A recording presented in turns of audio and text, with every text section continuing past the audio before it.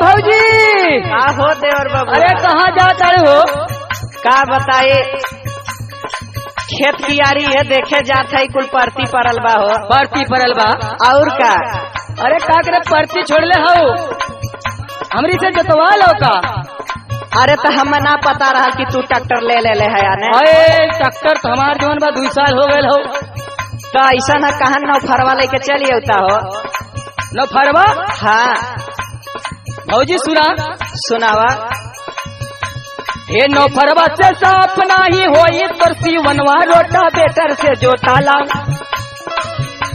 हे नौफरवा से साफ नहीं होई तरसी वनवा रोटा बेटर से जोताला। भौजी अपन खारी हनवा रोटा बेटर से जोताला।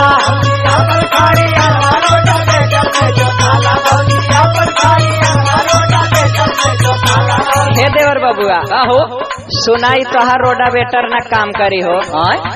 सुना, अरे 3 साल से परती परल दिहला ना धियनवा रोडा बेटर नहीं चली बबुआ।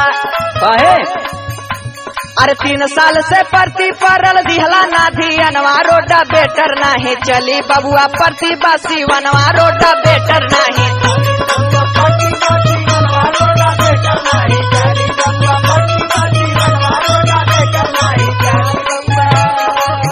तो भौजी का हो?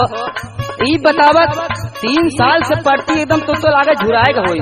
अरे पूछा मत, तो ऐसे बंजर कुल परल बा हो। सुना, सुनावा। कोनो परेशानी भौजी हमरा के बतावा।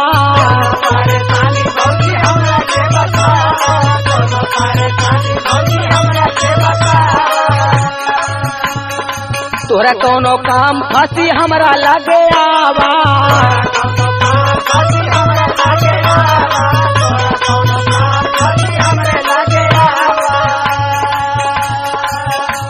हर जब तक भैया नहीं बाटे करबई हम धियनवा रोटा बेटर से जोताला।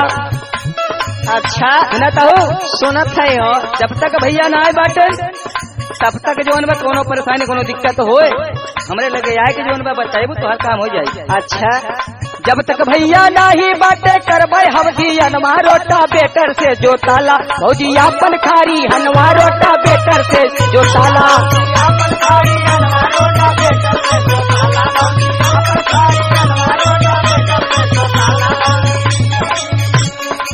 ए देवर बबुआ, हो हम बार बार कहते हैं लेकिन तू समझत ना है यार। ना समझता है? सुना, सुनावा।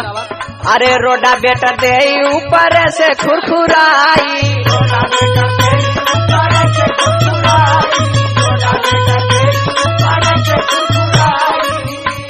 अरे नौफरवा रही पूछा अंदर तक जाई।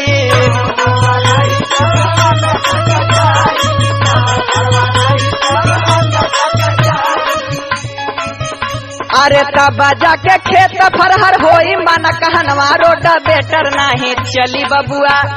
सुनत है? हाँ सुनत है। अरे तब जाके खेत फरहर होई मन कहनवा रोडा बेटर नहीं चली बबुआ। परती बासी वनवा रोडा बेटर नहीं चली बबुआ।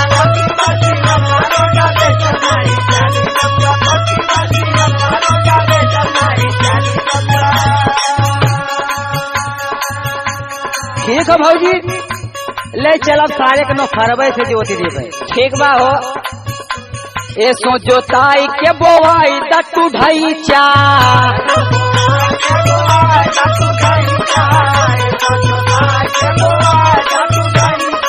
सही कहा था हो, ढाईचा बोआ दे अगले साल बढ़िया खेती। अगले फसल में भौजी बढ़िया मिली पैसा।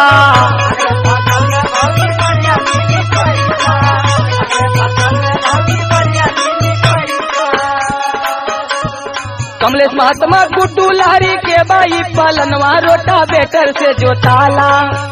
अच्छा, कमलेश महात्मा गुड्डू लहरी के बाई पलनवा रोटा बेटर से जोताला। भौजी अपन खारी हनवा रोटा बेटर से जोताला।